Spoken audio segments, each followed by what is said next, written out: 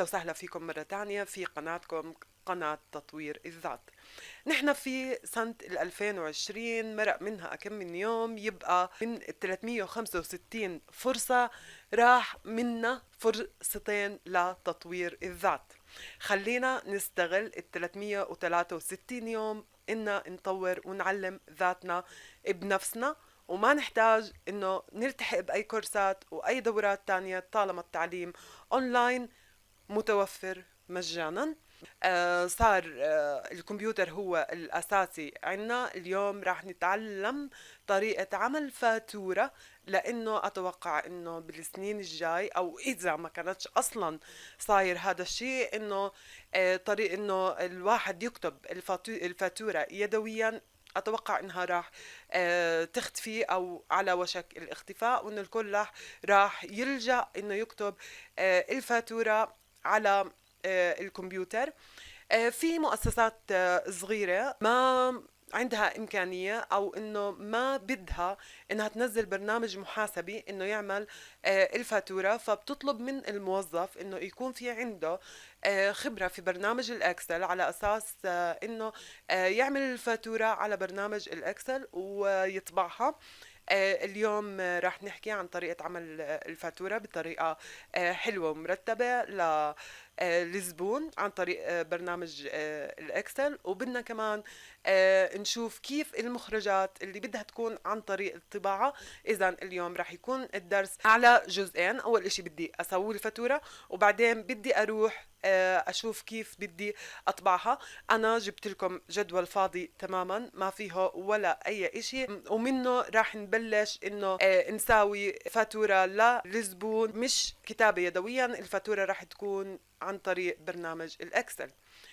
أول إشي بدنا نساويه بدنا نظلل المنطقة هاي عشان أحط فيها اسم الشركة وأعمل لها مارجن. سوري، وراح أعمل لها مارجن على أساس إنه الخلايا هاي كلها تتوحد وتصير وحدة. هي عملت لها مارجن، وراح نكتب اسم الشركة.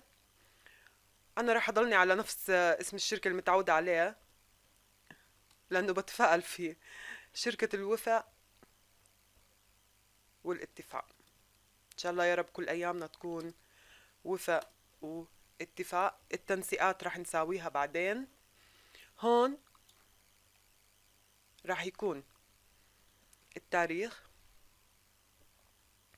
هون راح يكون اسم العميل، هون أكيد راح يكون الرقم المتسلسل للفاتورة، على أساس إنه نقدر نتبع الفواتير. راح نبلشها من رقم 1، وكل مرة راح نزيد رقم على أساس إنه كل عميل نعرف شو الفاتورة أو شو رقم الفاتورة يلي هو أخدها من الشركة.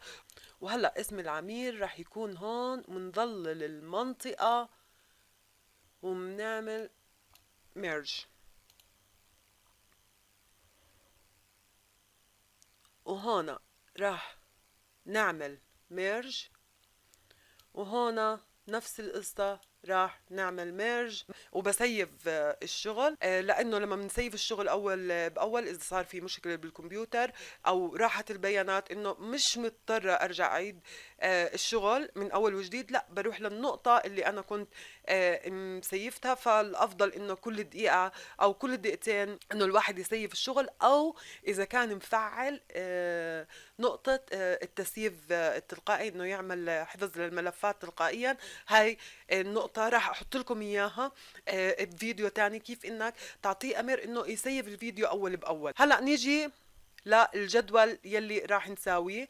راح يكون هون الجدول، هون راح تكون الرقم اللي هو أكم من وحدة، أكم من صنف راح يطلع من المستودع. هون راح يكون اسم الصنف، هون راح تكون الكمية، هون راح تكون سعر الوحدة، وهون راح يكون السعر الإجمالي، وهلأ طبعا الكل بيعرف انه اغلب البلدان صار فيها ضريبة مبيعات، فراح اضيف خانة لضريبة المبيعات على اساس تعرفوا كيف بدكم تحتسبوا ضريبة المبيعات. هي هون ضريبة المبيعات، وهون راح نحط السعر شامل ضريبة المبيعات. وخلينا نرتب الجدول. طبعا زي ما تعلمنا اول دبل كليك عشان ياخد الشكل. ضريبة المبيعات دبل كليك، السعر شامل ضريبة المبيعات. بدي اجيبها لهون شوي، وهيك صار منسق تقريبا. تمام. لو هاي عملناها ميرج لانه راح يكون الرقم اعلى. ماشي. لنفرض انه اليوم التاريخ 3/1/2020. اسم العميل السيد أحمد عبد الرحمن المحترم. وكانت هاي رقم الفاتورة عندي كانت 1/2020.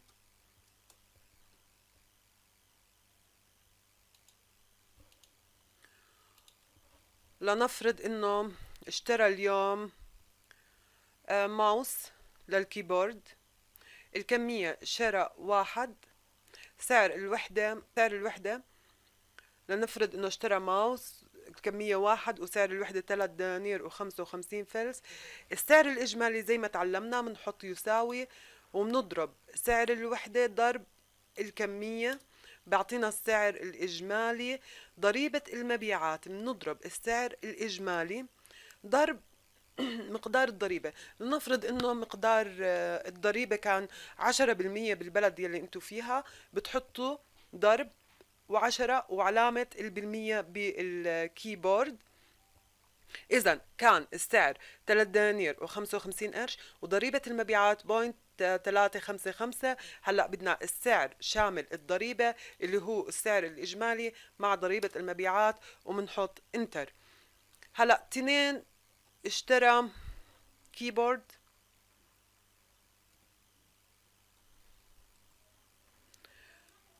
اشترى تنين سعرهم 20 دينار و90 قرش. السعر الإجمالي. هلأ شو تعلمنا؟ ما رح نحط المعادلة من أول.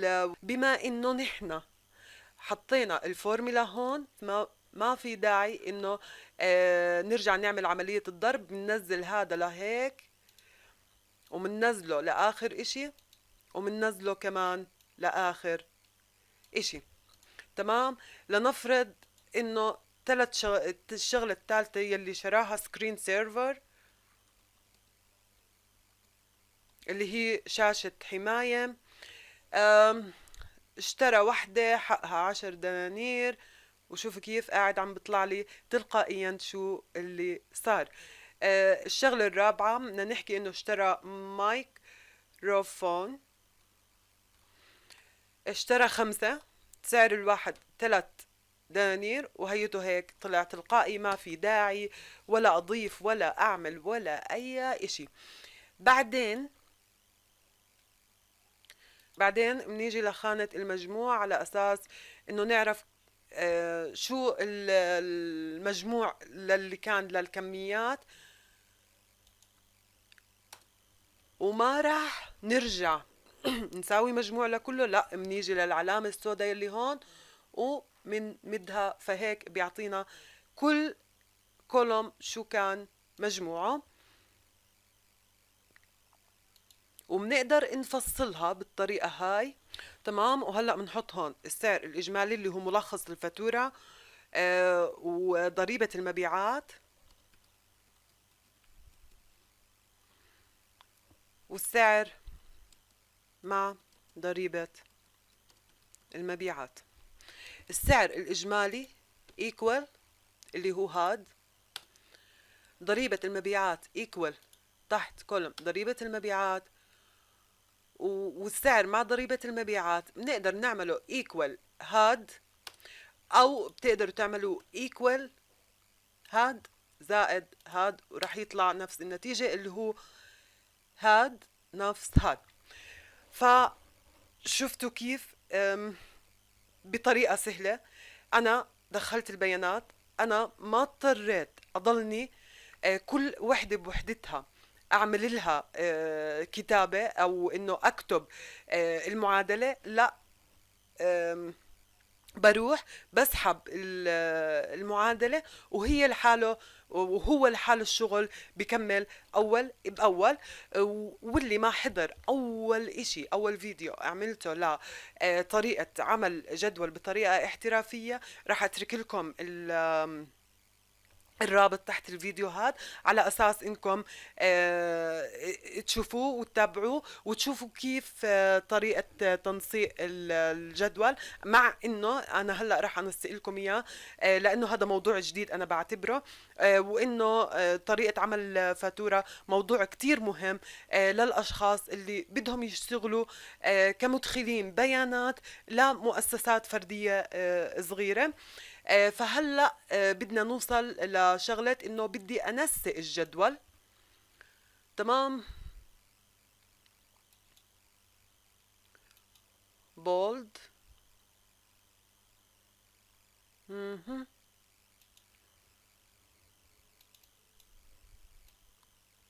هذه رح اكبرها شوي لانه اسم شركة، وبدي احطها بالتوسيط فوق. انتبهوا للشغلات اللي عم بعملها، انا ما عم بحكي شو عملت لانه قبل هيك انا عاملته بفيديو، فعشان هيك ما عم بحكي. اذا حابين ومهتمين بتقدروا انكم تراجعوا الفيديو يلي انا كنت عاملته. هذه كمان بدي ارفعها لفوق شوي، وهذه لفوق شوي. تمام. نخليها هيك ونقربها على اسم العميل. فهون هلأ بدي اظلل منطقة الجدول واعينها هون. هلأ خلصنا نقطة السعر مع ضريبة المبيعات، وهون بدنا نكتب السعر، او خليها لتحت شوي على اساس انه يكون الكتابة الاجمالي. هون بنعمل مارجن كمان، هاي ميرج، عملنا ميرج. الإجمالي 77 دينار. طبعا انتوا بتغيروا على حسب العملة اللي انتوا بتتعاملوا فيها. و 385 فلس فقط لا غير.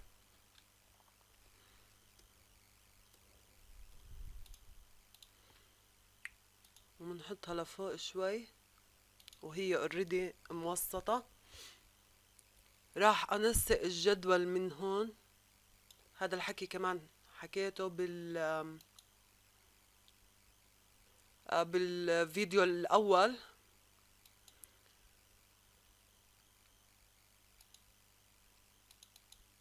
المرة الجاي راح اقول لكم كيف بنغير العملة من هون، لانه انا عندي العملة مش الكرنسي من هون. بنغير العملة لما بدك تضيف عملة الجديدة بتنضاف من هون. تمام. المرة الجاي بعمل لكم فيديو عليها.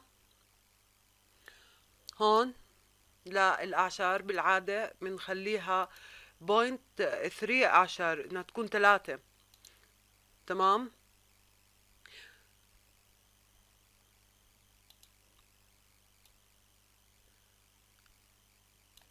خليني ظلل.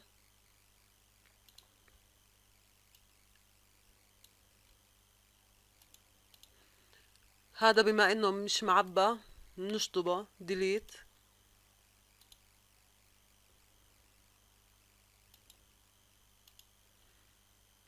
انا قاعده بس عم بنسق، وهذا الحكي كله انا حكيت عنه على اساس هيك انا ما عم برجع بعيده من اول وجديد. وهيك بنكون عملنا فاتوره عن طريق برنامج الاكسل، على اساس انه نستغنى عن الفواتير اللي بتكون مطبوعه يدويا. ولما بدنا نطبعها بكل بساطه بنظللها ومنروح على البرنت للمعاينة عشان نشوف الحدود تاعتها. منلاحظ انه جاي على صفحتين مش على صفحة واحدة. تمام، هاي الصفحة الأولى وهي الصفحة الثانية.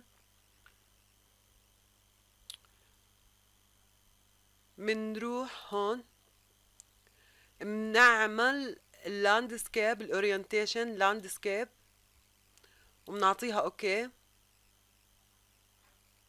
ومنلاحظ انه كل الفاتورة اجت بصفحة واحدة، وهيك منكون خلصنا وهيك بنكون خلصنا موضوع اليوم. واعملوا سبسكرايب للقناة وفعلوا زر الجرس، لانه في مواضيع حقيقي كتير مهمة رح تستفادوا منها. يعني مثلا انه رح اربط الصنف هذا يلي هون ببطاقة صنف للمستودع اللي بنحتفظ فيه بالبضاعة، وراح يبين عن طريق الفاتورة كيف صار في إخراج للكمية من البطاقة، بحيث إنه ما ندخلها يدويا، لا عن طريق معادلات راح تكون. وراح يبين كمان كشف ضريبة المبيعات والسعر الإجمالي والفاتورة كمان، وإجمالي المبيعات خلال الفترة. يعني راح أسوي لكم نظام محاسبي مترابط على اساس انكم تربطوا حساباتكم اول باول، وكيف راح نسكر على كل خلية من الخلايا على اساس انها ما تتعدل بالمستقبل. فاللي حابب انه يتعلم ويطور نفسه مهنيا او معلومات جديدة لإله، بتمنى له التوفيق، ومنشوفكم فيديو جديد.